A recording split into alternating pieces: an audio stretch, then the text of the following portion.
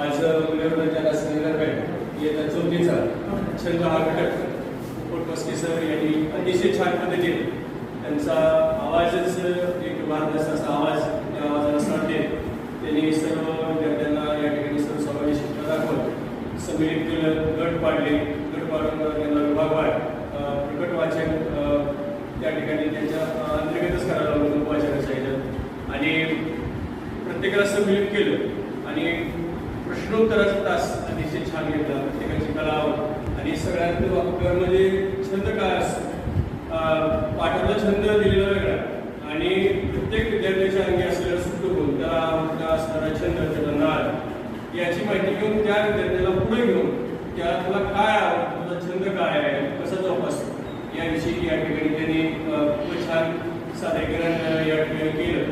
प्रत्येक विद्यार्थ्याला जाऊन त्यांनी या ठिकाणी प्रश्न विचारले. तर ही पाठाची त्यांची या ठिकाणी खासियत राहील. फक्त एकच सांगायचं असं वाटलं की कमतरता एवढी राहिली की मुलांना वाचायला लावल्यानंतर त्यांनी त्याचं अनुवाचन केलं, पण गुरुजींनी जर प्रकट वाचन केलं असतं, त्या पाठाचं प्रकट वाचन केलं असतं तर एखाद्या विद्यार्थ्याला जे जोडाक्षराचे शब्द आहेत त्याला कुठे अडचण आलेली असते आणि जोडाक्षराच्या शब्दांना अंडरलाईन अधोरेखित करा असं जर केलं असतं तर अजून काही प्रश्न तालिका दिली, त्या प्रश्न तालिकेत प्रश्नांची वाढ झाली असते की जोडाक्षराचे शब्द या ठिकाणी तुम्ही लिहून घ्या आणि विद्यार्थ्याला हे शब्द एक शब्द 5 वेळा लिहा म्हणजे जेणेकरून त्याची वृद्धी झाली असते. थोडंसं तेवढं जर जमून घेतलं असतं, प्रकट वाचन त्यांनी केलं असतं तर पाठाची सुरुवात ही अजूनही वाकडीवर चाललेली असते असं मला वाटतं. असं माझा या ठिकाणी अभिप्राय. एकंदरीत पाठ चांगल्या पद्धतीने वेळाने प्रेझेंट केलं.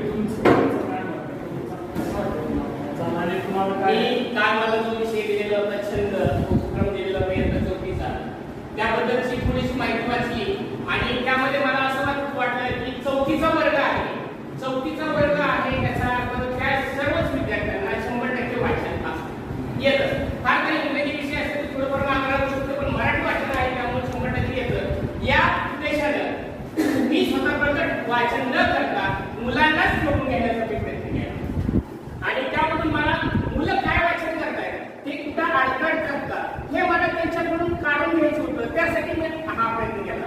जर समजा मी वाचन दाखवलं तर मुलांना काय शब्द येतात, कोणते जोडाक्षर येत नाही हे माझ्या लक्षात आलं नसतं. म्हणून माझा तो प्रकट वाचनाचा मुद्दा टाळा आणि विद्यार्थ्यांकडून वाचन करून घेण्याचा मी प्रयत्न केलेला आहे. आणखी जर तुम्हाला